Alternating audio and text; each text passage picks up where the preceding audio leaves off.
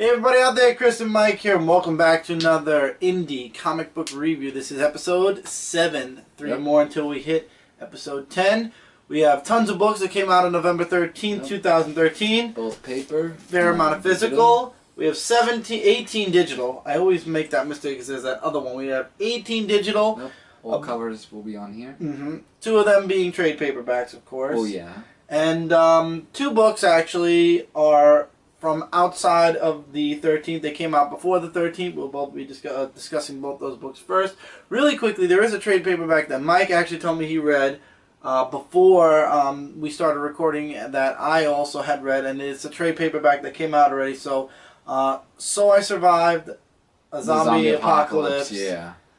And that book was hilarious. It was a hilarious take. I forget what company it was from when I actually checked. I liked how she wanted to fit in with the zombies. And the zombies were actually, they didn't even bother killing her. They were just making fun of her. It was a funny zombie book. And all she wanted was just to be friends with them and everything. It was just... And then she tried... From Dark Horse. It's actually from Dark Horse. So I Survived the Zombie Apocalypse, and all I got was this podcast. That's just the full title. It was just really just her fitting in and just changing her appearance. Like nothing worked, and all of a sudden she changed her ways and then fought the zombies, and too late to be friends there.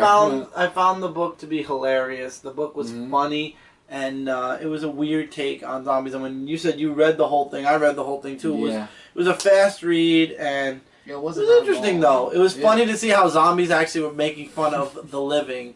And she was the only one living in that town, and it's like, wow. It was funny. Would I recommend it? Would I say you gotta get it? I wouldn't go that far, but if you want something to read, an interesting read. Yeah, if you're looking for something comedic that involves zombies, I guess that's the best thing. All right, Mike, you usually start with Binary Gray, but I'm gonna switch it up this time because I'm just starting with mine. Argo 5, issue number 1. I know you got a picture of it this time, right? Yes, I do. It should be somewhere. But go ahead, talk about it. I'll get it. You didn't get a picture of it this time, did you? No, he did. Oh, yeah. There we go. It's the official first issue. It's written and drawn by Dan Sin this time. This was the first issue that came out of the series, and it's, of course, different artwork than issue 0. But still, it was an enjoyable read. It's basically the team is now together. Obviously, since in issue 0, they got together. And assembled a team. Yeah, and it's kind of funny because Shazrath is actually together with Gladiator. Oh, God, here we go again. Index.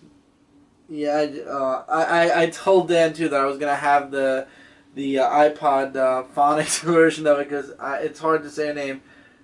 Gladiator, he and her are actually together, which I actually found that interesting. And the first, a threat is coming, and the book actually opens up with Chain Reaction out on a bunch of superhero dates. Oh, wow. Dating all these different superhero girls.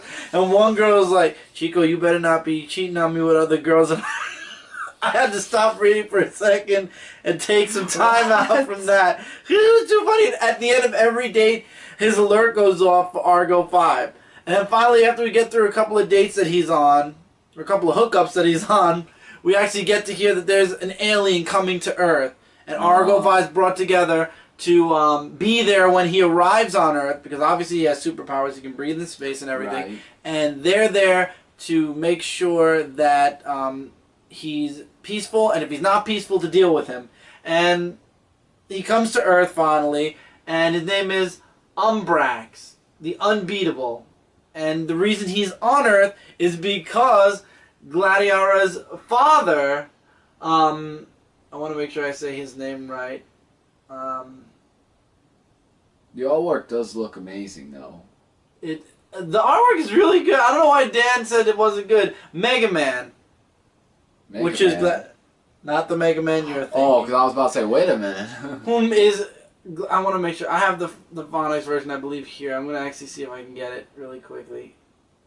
But, yeah, I'm looking through the artwork, and... it's not... I did read bits and pieces of it. Like, the artwork is really, like I said before, amazingly drawn, and how the team is all like working together. Like that's what I like about reading the comic books with team up books, because they go on missions and they work together, and you really find out more about the characters, right? Like a little bit more than what you read in issue 0, because I did see some bits and pieces of that, and including the alien right there. But anyway, Umbrax is on Earth. He wants to face Mega Man, who was on his planet and embarrassed him, and now instead of worshiping him, and he's the leader of these the person they're supposed to worship, they also worship Mega Man because he was such a he showed up and he was strong, and they started worshiping him for the feats that he did, and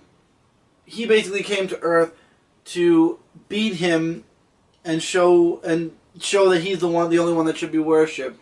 And of course, Argo 5, it ends up in this huge fight, but things don't exactly work out so well.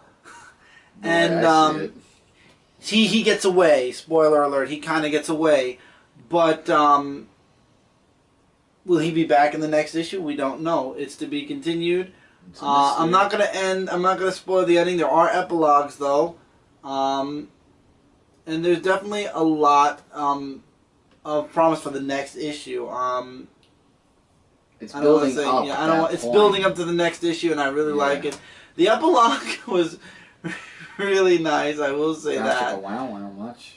And then again, there's the fan art at the end of the book, which I really like seeing the pinup. The pinups, I consider pinups, those are nice. And I really like that also. It was an awesome book. Definitely something to check out. Once again, it's argocomics.com, ARGO comics.com, and definitely something to look into. There are other books from the Argo Comics line. So it's not just Argo 5, and yeah, there's a lot of awesome stuff coming out of that company, and I would definitely recommend you guys check it out. Once again, I love Blue Dynamo, and there's actually a lot of jokes in this book, like they were talking about girls liking to date the bad guy, the bad boys, kind of the bad boy personality, because Shazrath was talking about his evil brother who stole his girlfriend, and it becomes this huge debate, and Blue Dynamo's kind of on the side of like, yeah, the girl, the good guys are the ones that are this, and that, and it's like, it's hilarious. It was hilarious, that part. I laughed because we've had discussions like that before in real life, so it's kind of funny when you see superheroes discussing the same thing in a book. In the way, yeah. Yeah, I don't know, I'm weird that way, but I enjoyed this book. I definitely recommend you guys check out Argo 5. Start with issue 0, though. This way you get the intro to the team, and then go into 1, and can't wait to do 2. 2 I actually have a physical copy of that I actually got from Dan Sin at New York Comic Con, so next week I will have a physical copy to show you guys. I'll show you guys a copy and the artwork. Next is your book, which you are reaching the climactic conclusion of what you have thus far, and what's out thus far. Yes, and now be Binary Gray, number 4, as I said before, from Salient Comics, written by Chris Charleston. So basically it talks about what happened in the last issue, where Alex gets, like the government gets Alex because he was looking at some government information. Meanwhile, these heroes... I also noticed it's the end of the first story arc. This is part 404 of Welcome to the Machine. Yeah, of his origin story. His origin, yeah. Yeah. So these superheroes, who are known as the Virtue, come and save Alex Gray. And since they failed to do so, there is a new agent, Agent Benham, who is introduced to the team. And he looks like he's really serious. So we get to Virtue headquarters, where the Moth actually was the one that sent him into headquarters. And meanwhile, this woman said to them to find Alex and bring him in. That old lady, I think it was Azan, I can't really remember. So he's talking about how he was looking at networking with the government to find out information about his father and everything. And with Ribs, they told him the rest and everything before he could tell the full story about what he was doing, since he could go into computers and everything. There's just like really a whole bunch of other stuff that I really don't want to give too much away, because you guys have definitely got to read this comic book, but he does look into the government thing again, and I think he might have found something that he's been looking for. And if you want to find out for yourselves, you should definitely read this. Really amazing 4-part story of the Welcome to the Machine.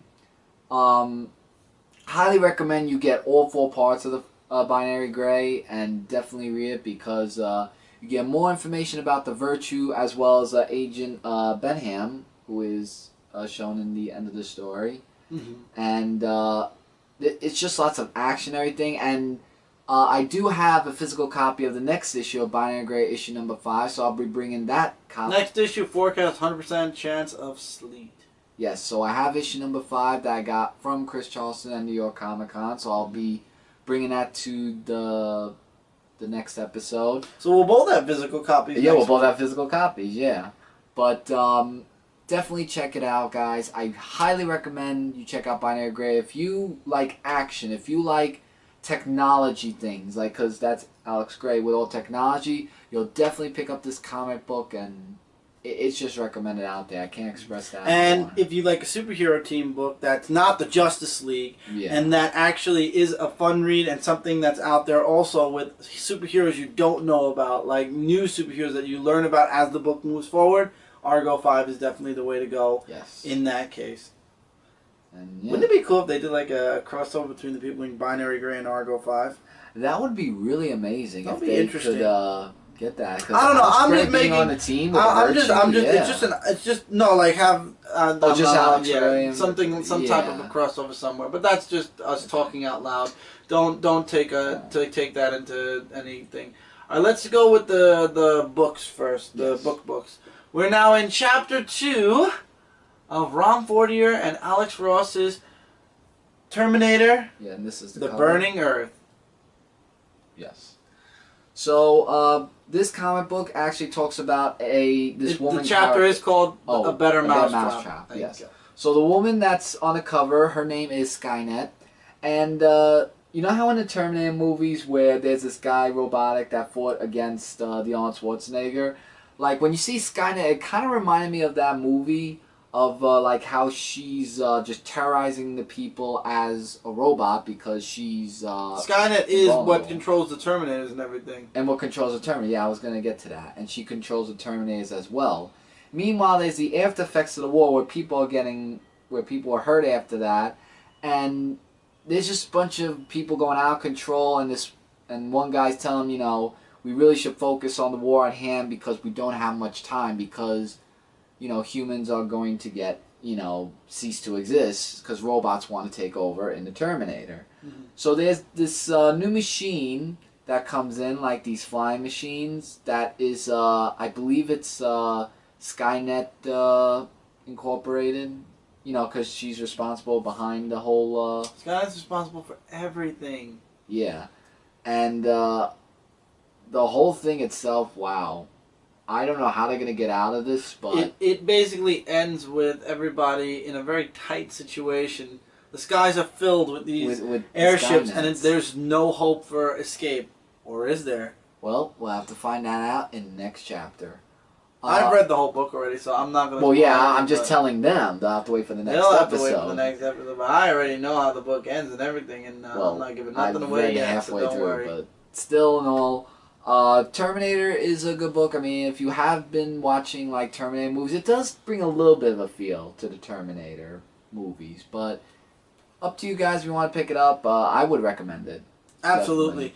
Absolutely. It's fresh out of Dark Horse. It's printed in trade paperback form. Super cheap. Highly recommend you guys check it out and show some support for beginning Alex Ross. This was when Alex Ross was just starting in comic books, and written by Ron Fortier, who's written Green Hornet. Mm-hmm. He wrote the annual of the Hulk, the Incredible Hulk, that I actually have several copies of because I believe I ruined one when I was a kid, so I have another copy of it, and I really enjoyed that. So definitely something to look into. And next we have Chapter 2 of Robin Hood, written by Patrick Shan. I've read every single chapter, every single issue of this book except for Chapter 3. So the next chapter I have to read along with this issue was really epic. It shows Mandarin in the beginning. Like, remember, for those of you who read Volume 1, where she gave her that crystal shard? that does play a role in this of bringing her back, sort of. Yeah, when she was brought back to her Earth realm, Mm-hmm. and Gisborne makes his return, and he does the business. Meanwhile, Robin Hood is with the police, but thanks to one of the people from Bree, Will came in to save her. And it just goes back and forth where Gisborne is fighting and terrorizing the people as she sends Avella, I think her name was, to go search for Mandarin and to kill her. And Will and Robin have this talk, and Will's trying to tell her to come back to Bree to fight, you know, because there's just a whole bunch of people They need terrorized. her, basically, yeah. And she's doubting herself, like saying, you know, like, why do they need me? You know, like, I'm not too sure if I should or not. And there's just like a whole big talk that Will tries to convince her to come back to Bree to fight Gisborne in the situation of what happened there. And she does agree. And also there's a little brief fight between Mandarin and Avella, also with Gisborne, who was in there as well. And the ending part, there's a bit of a surprise that Robin and Will find out from the other realm, which is Bree. And they're being forcefully dragged into Bree. And you're going to have to find out in this issue who that person was, because... Or should I spoil it? No, wait till the next chapter. It's better in the next chapter. Well, yeah, it's best to wait for the next chapter because... I tell you, Patrick Shan's writing and the artwork this was excellent. The whole setup for this, for Robin Hood to actually, like... I can't wait for you to read issue 4 like what I did, and you wait to see the end. Michael's doing this literally chapter by chapter. He's not reading the whole book. He's doing one chapter a week, and there's 2 more chapters for you to go. I'm looking forward and to wait till you see the ending, because I missed 3. But I like how he... like gave Robin Hood the self-doubt of saying, like, why the need me? Oh, wait, not 3. Isn't it a 5-chapter book? It's 5 chapters. I think I'm talking about chapter 5. I want to make sure now. Yeah, but can I... Go. I'm checking something What I'm saying, I like how he just set her up just like saying, like, I don't want to go back, but then Will says you should. Correction. I missed issue 4. I read issue 5. So it's a 5-chapter book. But I just like how he just did all that because... And then how she's just like forcefully dragged and just seeing people getting terrorized in Bree and just the whole setup itself. Really epic, definite, high recommendation of Robin Hood Volume 2, issue number, or Chapter 2 I should say. Which is Robin Hood Volume 2, Issue 2. Issue 2, yeah. And wow. It's just wow. The book. I can't say much about that. And now we're going to take a pause from the digital because I'm looking over. We didn't do the physical ones. Yeah, and I don't think I have that on the... Oh, you didn't get this one? No. It's okay. Okay. Let's do the physical copies. We completely... You know, we were doing the digital books and we completely forgot that we have physical books. Alright, November 14th of 2013. November 13, 2013. Sorry, I have a long day today. All new Soulfire, issue number 1. Was the special edition that was for $1. It's the 10 for 10 from... yeah, it's the 10 for 10 from Aspen. So yeah. You gotta start doing these earlier. I know. It's just been a long day for both of us. So this is the year of 2313, where there's just like a whole bunch of robots fighting against a person who has like superpowers, and meanwhile we get introduced to Sonia and PJ, who have a talk with each other, and also this main character right here, who goes by the name of Grace. And I did in-depth review, I believe, on this, or I think I did I? Or it was probably on the live show, but she's just punishing herself. You talked about it on the live show. Yeah, on the live show. Yeah, she's just punishing herself for everything that she's done, and you know, she has like one of her friends to cheer her up, and there's just like a whole big dialogue here of stuff that actually leads to them going to Paris, France, and meet up with a priest who knows about magic. I think it's a priest or a rabbi. And the ending book, the ending conclusion that's to be continued in the next issue is the girl we see. Part. Yeah, we see this girl that was from the beginning of the book to this end of the book. That was just like, oh my god, amazing. Like, to set that for number 2, I like this book. This book was really something to check out. It's a number 1. I would say you guys should check it out if you want to and find out more information. And this is the good type of magic. Like, I'm not talking about the other past magic books that I've read. Like, that's the good kind, I would say. Here's Image comic of The Walking Dead, issue number 116, The War. The first issue, or the second issue of All Out War. Second part of All Out War. Yeah. Second. Of Rick versus, or Rick's army actually, versus Negan. And his Negan. Army. Negan. Damn it. Negan. He's not Egon. Well, I wasn't thinking that, but okay, Negan.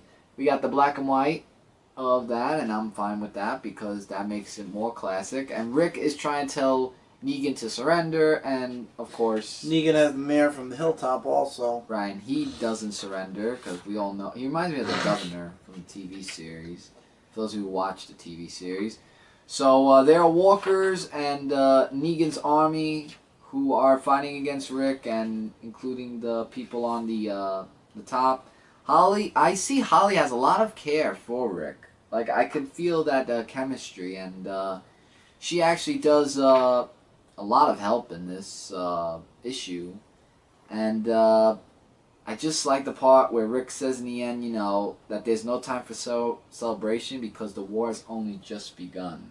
Very true. So and Walking Dead is shipping bi-monthly until twice a month, not bi-monthly, twice a month until All Out War is over. Yeah, but I'm hooked on this book. Like so the war and all that other stuff. There's just a bunch of other stuff you guys have definitely got to read. But for those of you who are the fans of the TV series, then why not give the comic book a try? You've been really liking this book. Yes, Vertigo Comics, Coffin Hill, issue number 2, which you get a little bit more of her origin story here and there. Like, you know, like you get more in depth of her. I think her name is Emma Coffin because she says that they were witches, the Coffin woman, so I'm guessing that's her name. And you get about her mother a little bit, that she was not so nice to her, and then we get Nate, who comes in. And by the way, I think there is some swearing, so I do recommend this book to be... A lot of the indie books I notice have a bit of swearing at least. Yeah, even The Walking Dead from time to time as well.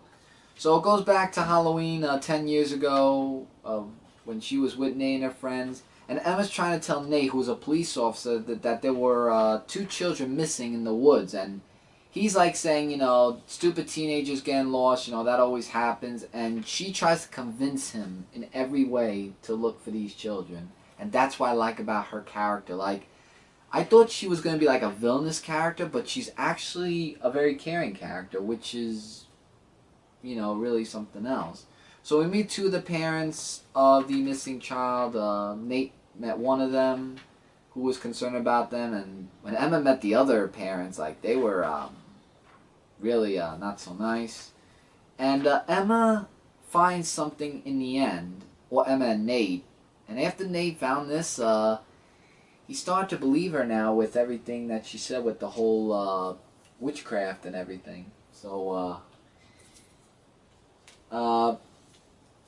you guys should really check out Coffin Hill because I like this comic book, and I think that it deserves a recommendation, this one, from Vertigo Comics.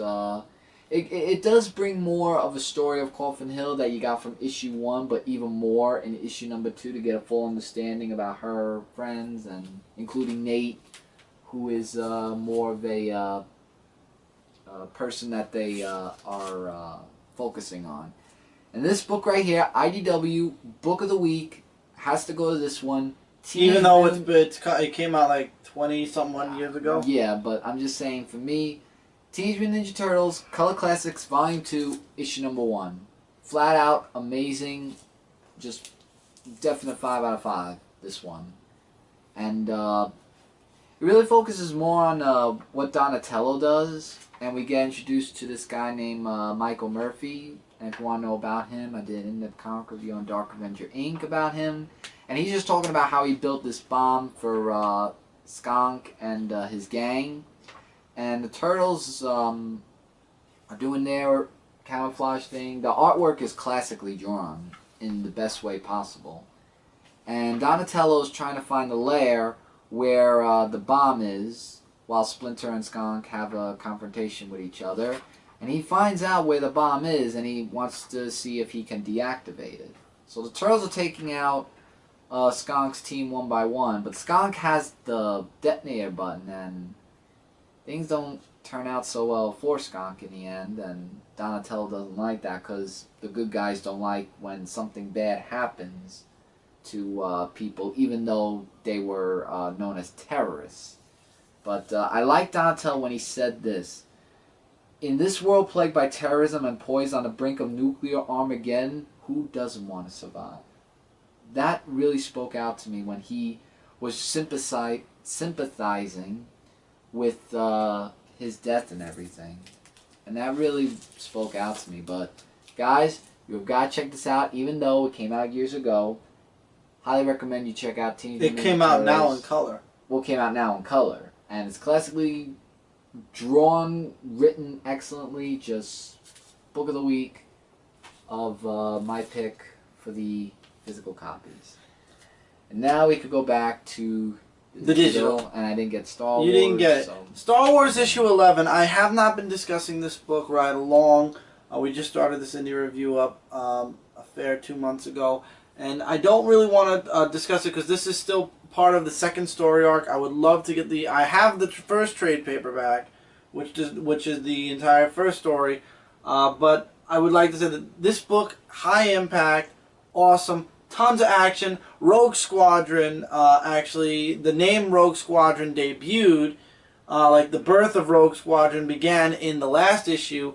This issue, Luke and Wedge are actually on the Imperial side of the of things right now. They were hiding out in TIE fighters, and the TIEs go out because they're gonna go. And there was they found the coordinates to, I can't remember off the top of my head, but it was one of the rebels. Home. They call it Home 1, the base, and what the Luke and Wedge do. Home 1. Home 1. Okay, I thought it was Home From. Home 1. Home 1. Sorry, I'm thinking something. And Luke and Wedge just like literally, they break formation with the TIEs. You know, they pretend like they're part of the team, and they actually come crashing into the hangar, and and that's when they switch back to the X-wings. Yeah. That's the time. That's the time. All right. Hold on a sec, guys. We just got to push the button, and we will be right back in 2 seconds. Alright, and we are back, and we're still talking about Star Wars issue 11. So, Wedge and Luke are now back on the Rebel side, and there's a huge battle that happens in this book between the X-Wings and the TIEs, and also there is a scene with Han Solo, with this girl who wants asylum, and she wants the Rebels to actually give her the asylum she's looking for. There is a shock factor at the very end of this issue, which I am not giving away at all.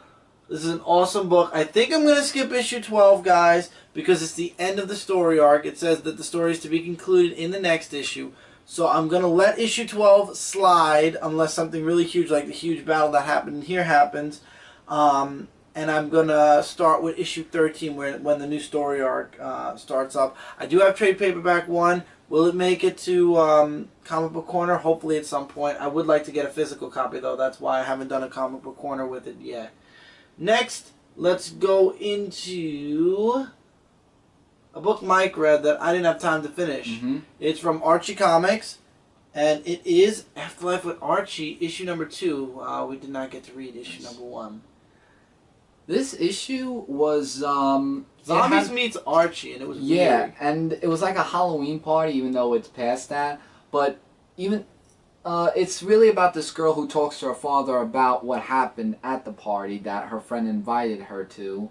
And like Chris said, it's Zombies meets Archie, because Archie's friends have been turned into zombies, and it is just a whole almost zombie apocalypse, and Archie's there, who actually... Jughead, actually, I believe, was the Jughead, zombie. Thank you, yeah. Archie comes in to save everything. Like, he's like mostly the main hero to all this, and helping out with Jughead, with like saying, you know, what's wrong with you, like why are you doing all this, and really trying to communicate with the zombies. Like, they don't know what's going on. Like, they're saying, like, what is happening to everybody? Like, why are they doing all these wrecks and carnages and all that? And meanwhile, the girl who was talking to the father brought Archie's friends there, and there's the next issue where someone is infected, and we don't know who it's going to be. And they give you a which one. Which could it be? And they give like you the heads of all the characters that haven't been infected yet. Yeah, but the artwork was also classically drawn. The story was great. Any of you been reading Archie for many years? Because I know there are lots of Archie fans out there. You'll definitely pick up this book and see if it's the right one for you. Alright, next let's do a number 1. Umbral, number 1.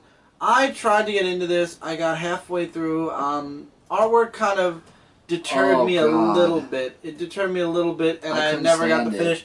Guys, he has a whole week to read books because he's home on and off. I work literally from morning till night, so I read these books in the span of about 2 days. This weekend, this week was huge. Yeah. But I was reading it, like, I really couldn't get the concept. Like, I didn't like the artwork. Like, I got the concept of it had something to do with magic that they were using against demons, and it's this girl and this boy who are working together to get rid of them and stuff like that. Like, they're the Umbral, I believe. The Umbrals, yeah.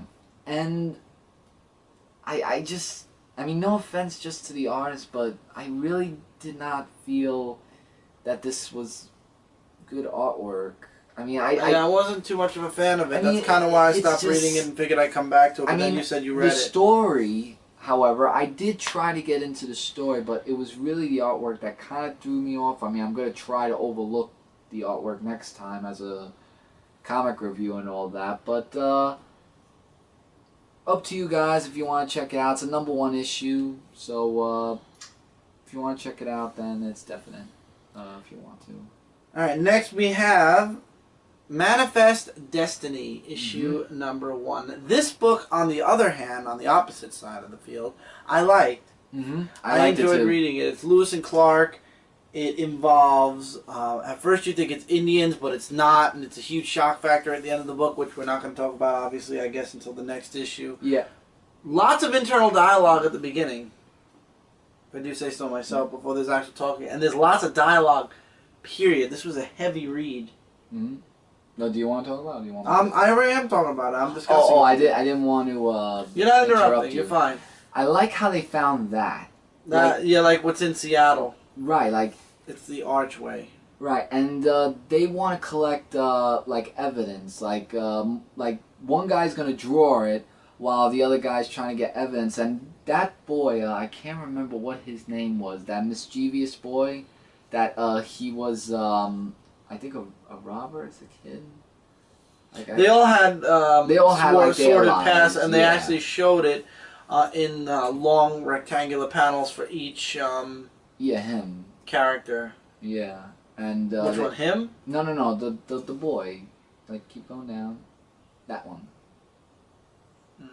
Yeah, like, he had a hard life though. With I think his mother died, and his father wasn't there as much. Like, I can't really remember, but basically, like, they have a talk with each other about the opposite of what they want to do. Like it's really a whole big thing of the story, as well as one of the sergeants that actually talks to them, and there's just like big stuff that happens there where they get attacked by a creature.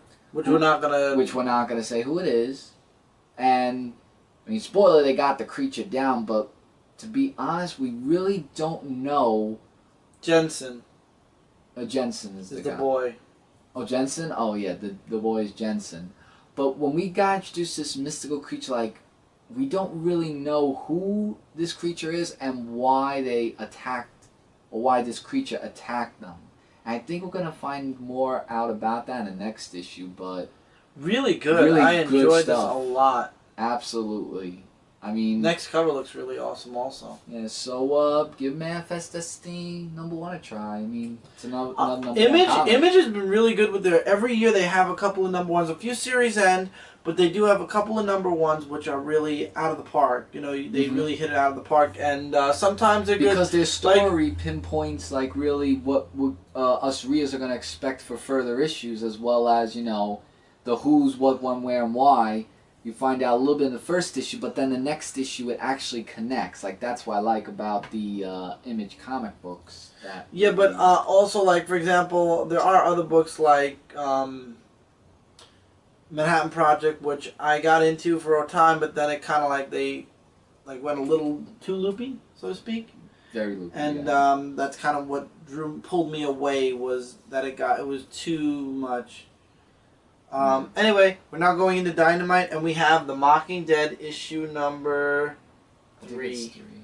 It's 3. Yeah, 3. What did you think of the book? I like the book. It's really about this woman and this guy who are in a zombie apocalypse. Like, I feel like I'm reading Zombie Apocalypse this week, you know. But, yeah, so they're trying to... lots of zombie books this week, actually. Exactly. And, you know, they're trying to, you know, escape the zombies and... Can't blow their heads off. No, you can't. They still come at you. Like, no matter what you do, they just keep on coming. And they tried everything in their power to, you know, get rid of them in any way. We do get a little bit of a flashback. Which actually plays into the end of the book. Right, for that. And they go into this box mart where this guy... He's creepy. He's stupid. He's in there, he's stupid. like, "Hi, welcome to Box Mart. We're the happiest people in the planet. Ha ha. What do you need?" And they're asking him, and he has such not even a no expression, like no emotion kind of face. He's like this, at like, all. You know, like that. No emotion. And I love it. It was hilarious. And then towards the middle, when you get past that a little bit, there's actually the Zeds. Who's to blame? And then there's like 3 pages or 2 pages of their opinions. Everybody blaming everybody else where it originated from. Yeah, like some said it was a government, some said it was from this country, some said it was from that country, these people, that people. Oh, so many opinions. And then it goes back to the book. Yeah, and they're looking for like weapons and inventory. Well, mostly the girl was, and I can't remember what that guy's name was. Bunch, yeah, and the girl's name, she said it in the thought bubble right there. No, go down. Up. Go down, up, down. Like, right there. Her name. Nessa, yeah. So you get like a little bit between those two, and in the end... you get to meet somebody who reminds me of a little bit of Ash from Army of Darkness. I thought so Steve. Too. Garner Steve. He's filled with these bladed objects, and he just takes out the zombies. He decapitates. Dude, he's got a machete like Jason Voorhees. He just chops everything off. Chops arms off. He's like, haha! He just throws it and he kills another zombie. It's crazy. This guy, it's like... Even Nessa's like saying like hi or hello, you know, and all that stuff. And there is a little bit of another flashback. Going back to finding the cure. Right. Which is to be continued in the next issue, but it was, some parts were a funny read, but it actually was worth the read, as finding out more about the zombie apocalypse and all that stuff. It was very adventurous too. Like, I like those type of books too that are very adventurous in some ways, and I would say check it out if you want to. Another book, you checked this out, I didn't, from Boom Studios, issue 1 of 4, Protocol Orphans. Yes. What did you think of it? Because I didn't read it. Let me think. I ran out there. Okay. Protocol was, it was more of a, these 2 people who are trying to get rid of a bomb at first. And it was somewhere at the Dodger Stadium that they found out was, and there's these policemen who are like after them because they think that they're up to no good, and they're just like fighting them off. Where this guy on the radio is actually helping them to find where the bomb is, but not to dismember the bomb. And their mission in this book is to not kill anyone, because I gotta spoil this. I have to. At the end of this comic book, all the mission they were going to was a test, and in the end, remember the whole no-kill policy? Yeah. Somebody gets killed. Because, I don't want to say who it is, but I just wanted to tell you guys as a spoiler, it was a test, but it wound up with someone getting killed, even though the person said not to kill them. So that was a bit of a twist there. Lots of twists in that comic book. Would I say check it out? Absolutely. I would say check it out. That comic book. Okay, next we're staying in Dynamite. I missed one from Dynamite. Noir, issue number 1, featuring Miss Fury and the Black Sparrow. Miss Fury makes one cameo at the very end of the book, which leads into issue 2. And Black Sparrow goes to the Shadow, as you guys saw on the cover, for help. Why? You don't even have to read the beginning of the book. It's so funny because in the middle of the book, you find out why Black Sparrow goes to Crane. She explains the whole story to him in several page dialogue, that she was hired to steal a moonstone. She stole it, double-crossed the people that hired her, took the money and the moonstone, and then the people that hired her went out and stole the moonstone from her. So she wants the Shadow to help her steal what's rightfully hers that she stole back, and prevent them, because the moonstone there's something special about it. I don't really want to spoil too much of it, but in the end, it's very valuable. In the end, the Shadow decides, okay, fine. Lamont Cranston says, "We'll go." He never agrees, but he goes, and the stone. We get the history of the stone, which I don't want to spoil because it spoils it. But it involves showing hidden treasure, which obviously Black Sparrow was very happy to hear about, and the Doctor is about to explain who was looking for more information or who gave him the information, and he gets killed. Yeah. And then Miss Sparrow and Shadow gear up, and they actually go to where the Moonstone will work, and it'll show a map. Yeah, this part was very interesting in some points there. All right. A bit of a spoiler alert here. Everybody double crosses everybody else. The Shadow comes in with Black Sparrow to try to salvage what's going on. The Shadow then turns on Black Sparrow and says, "You just killed a bunch of people. You stole the Moonstone. It's going back where it belongs." Well, really, the Shadow has a score to settle with her, really. Yes, he does, from the past. And what happens is she escapes thanks to Miss Fury, which, by the way, is her only... She only shows up on literally one page in the whole book. But the Shadow's like, you know what? The murderer's apprehended. Smuggler's foiled. He got the stolen property back. But at the same time, he feels like fate is laughing at him. Why? Because Miss Fury is teaming up with Black Sparrow to get the Moonstone back. Or to continue on the pursuit of the treasure. That one. Reminds me of Catwoman a little bit. Yeah, does she? I thought I was the only one that thought that. It reminds me of Catwoman. Yeah, she really does. Absolutely. So, that was just something worth mentioning. Now, you read this book, Mike. I'm an issue behind, so this is going to have to be all you. It's a crossover between Mars Attacks and Judge Dredd, issue number 3. Next year, by the way, guys, from IDW, there's going to be, last year was Infestation. The year before that was Infestation. This year, because X-Files is back, X-Files is going to be the gigantic crossover in IDW, and I cannot wait to start reading that crossover. But beside the point, Mike? Yeah, so the Martians have one of their leaders who really does this a lot, picks his nose, really. I have no idea why. But character from Judge Dredd. Yeah. So they're trying to kill Judge Dredd because he appears, and the guy, I'll call him Nose Picker, I guess, because we really don't get his name, I don't think, shoots him in the head, but it turns out to be that it was a woman.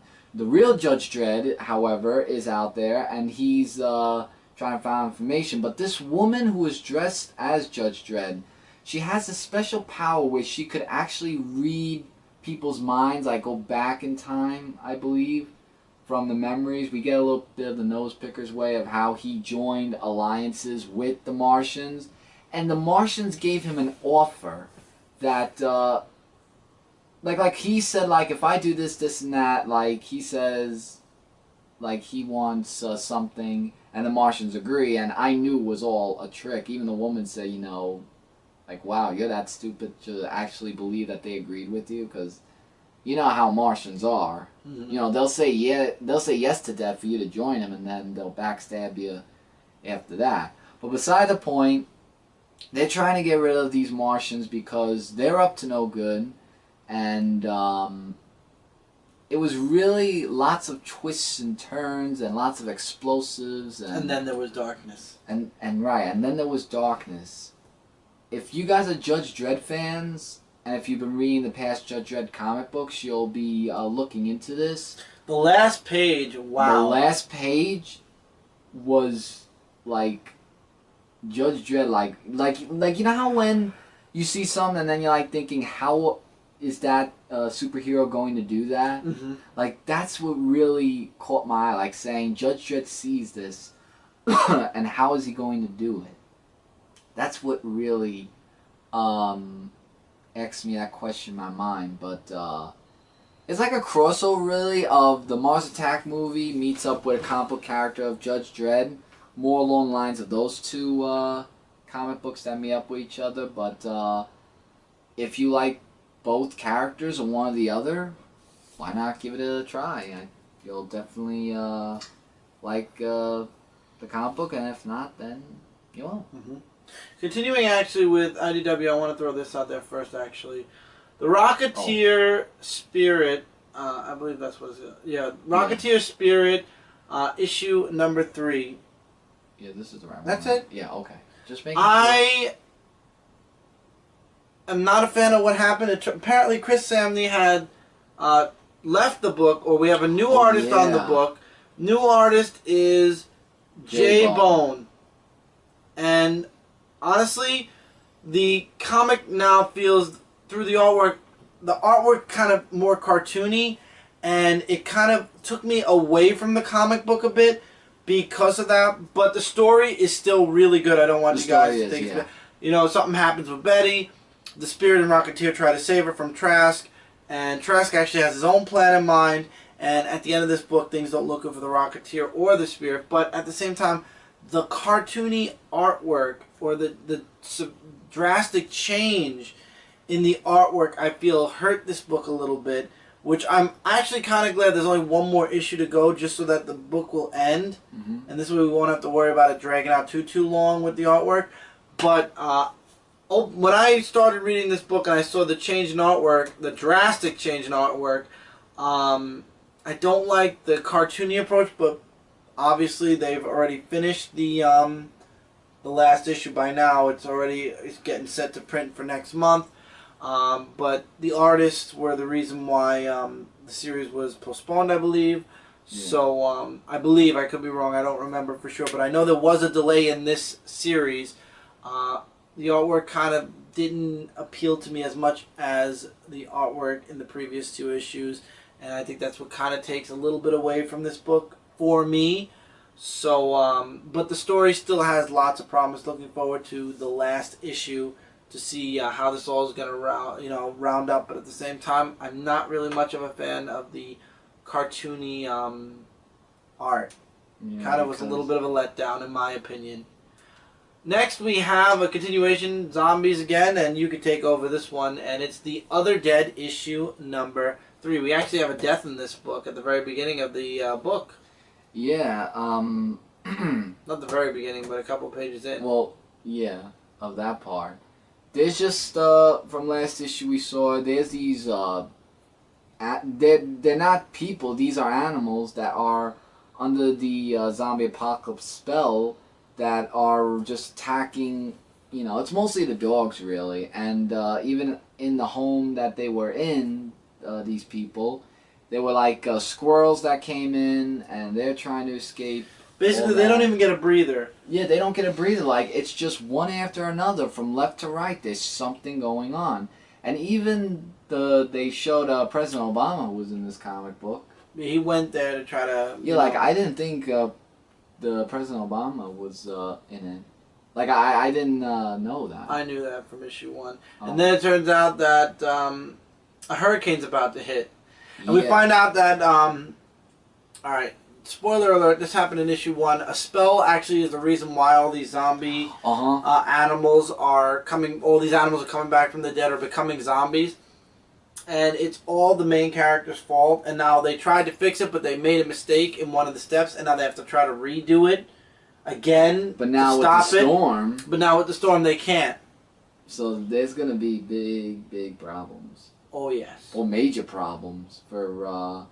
the main characters and everything, but artwork was drawn really nicely. Would you say this is like more of an adult comic book? Definitely an adult comic book. Yeah. Something that if you're interested in, not something that you casual readers would read. That's for sure. You read this, right? Yeah, that one. Okay. Yes. Next we have Triple Helix. Next issue number 2.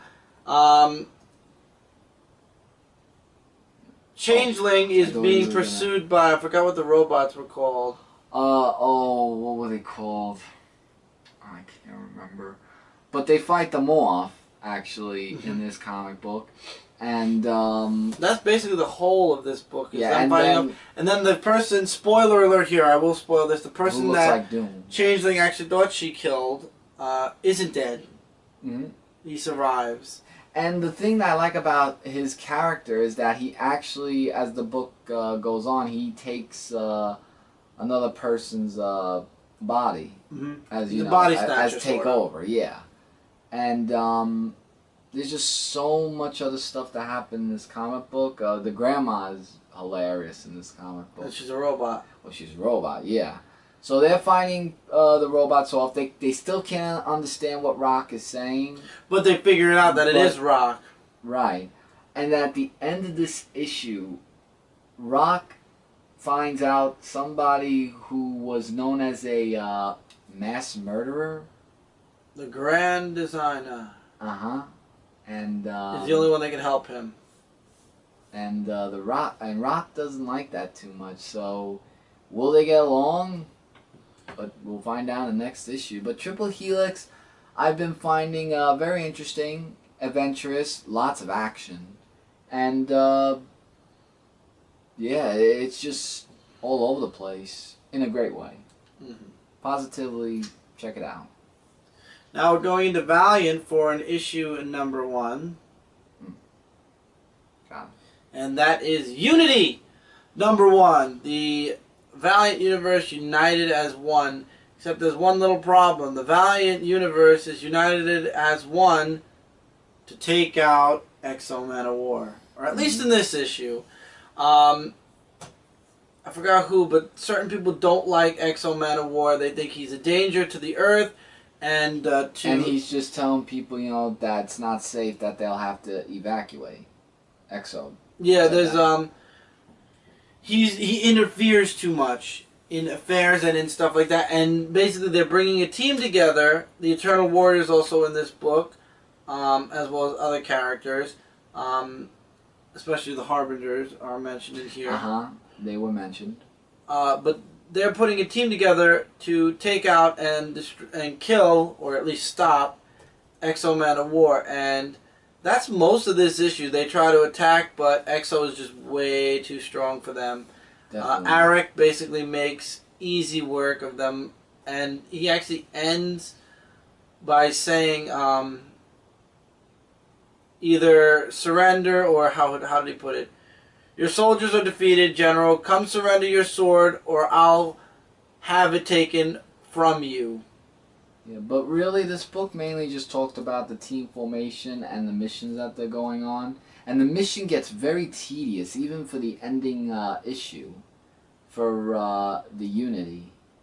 Just to show them that this isn't going to be easy, this whole mission.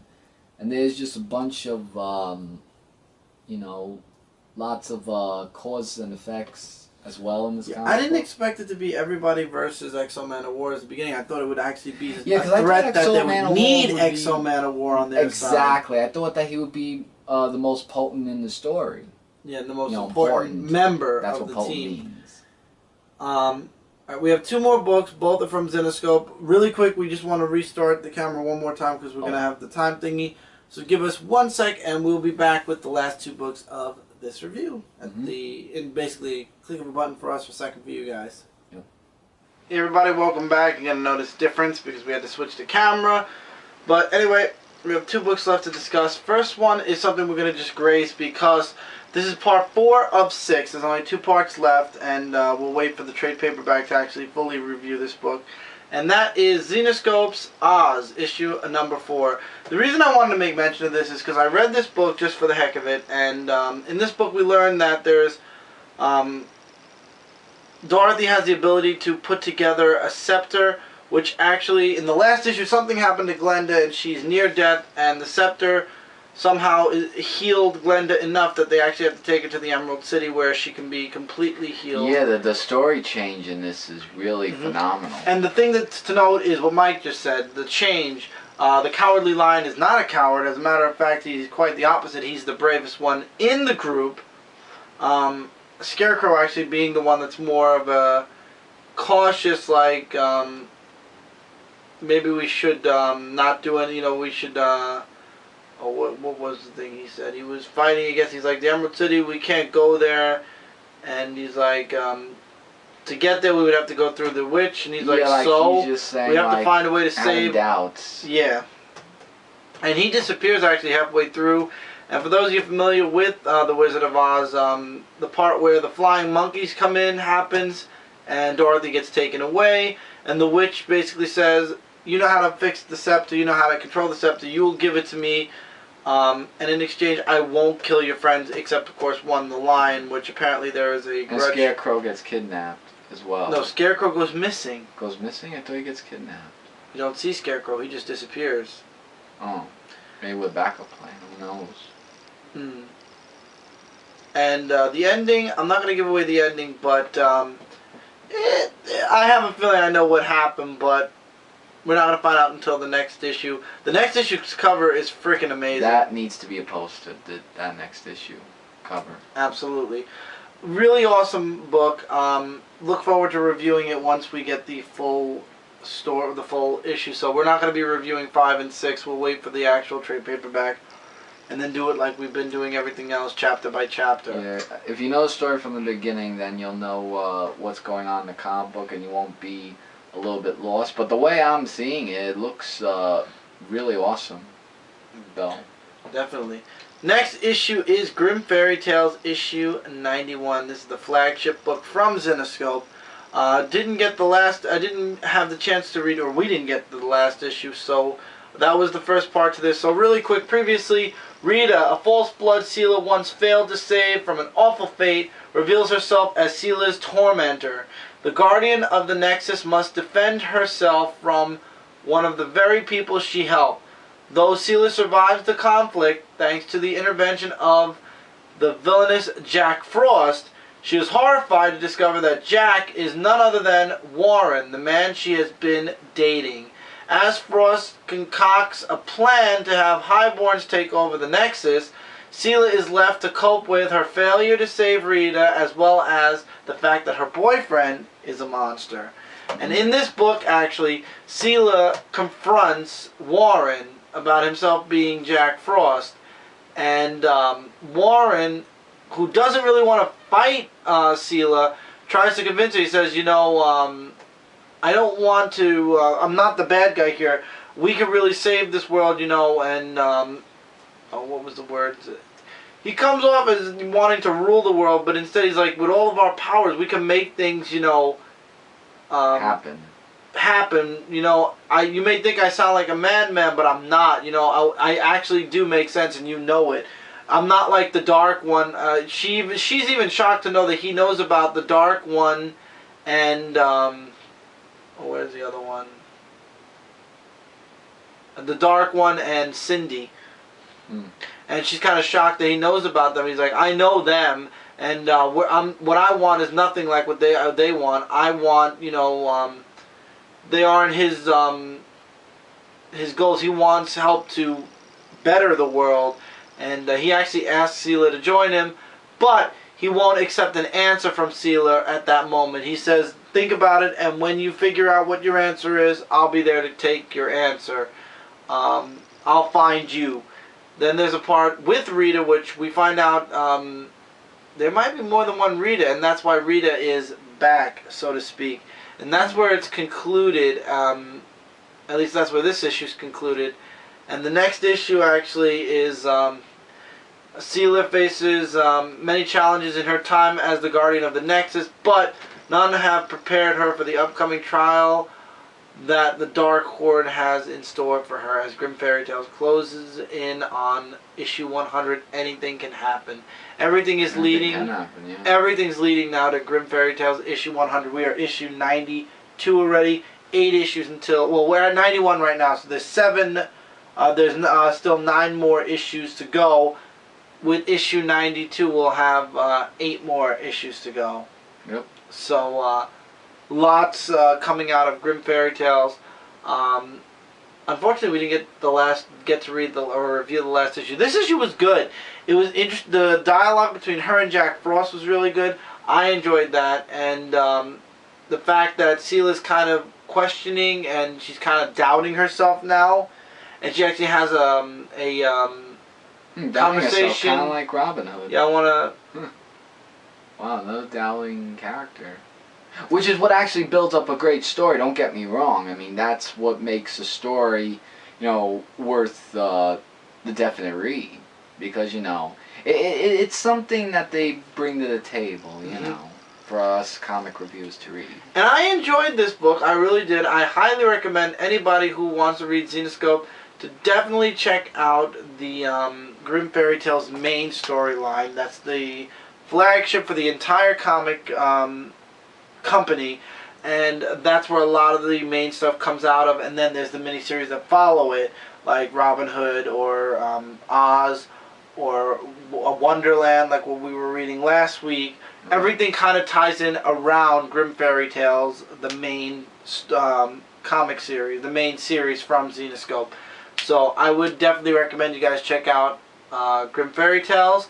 It was a really good. This was a really good issue. I would just recommend you go back to issue 90 before jumping into issue 91. This way you'll be a little bit more caught up than what we are. But once again, if you don't want to, I love what Zenescope does with their books. Zenescope provides a lot of phenomenal comics. They put the story so far, which is a full in from issue 1 to present day. Summary of what's been going on in the book, and then after that they have a previously in the book, which is a compressed version, which is basically what happened in the last issue or the last couple of issues, and that's more of a shorter sum up. So if you did, let's say you never read Grimm Fairy Tales in your life, you can read the story so far, and that'll catch you up or give you an idea of what this book is about and what's been going on, sort of. Then you have previously in, which tells you what happened last issue, what happened the last couple of issues and everything, and it catches you right up to speed. So when you go to this page right here, you know from page 1 that now Seela knows that her boyfriend or the guy that she's in love with is Jack Frost. You know about Rita, a girl named Rita who she failed to save is now back somehow. And you're basically ready to continue forward, and you're not lost when she's talking about something in this book. Yep. So I would definitely recommend that book. And with that, that is the end for this week, guys.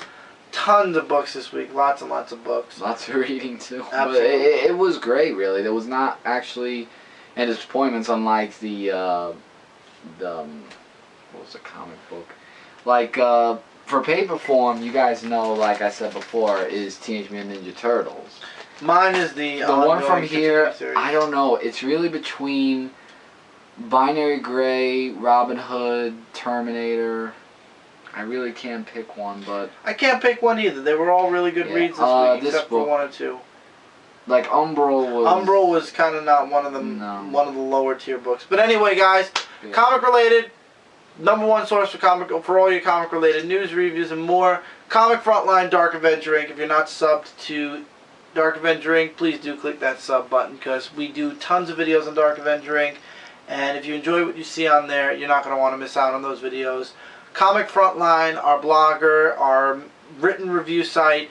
If you're not familiar with that yet, Twitter, follow us on Twitter.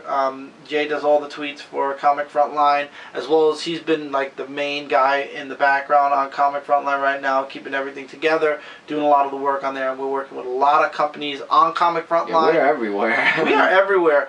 Comic Frontline is, of course, a branch out of Dark Avenger Inc., as well as connected with Comic Related, because Dark Avenger Inc. is also connected to Comic Related. You can't say any of those without saying Comic Related. Got the logo right there. Yep. So you got the written site and you got the video site. So you got tons of ways, tons of things, video or written wise, to check out comic reviews, news, and everything wise.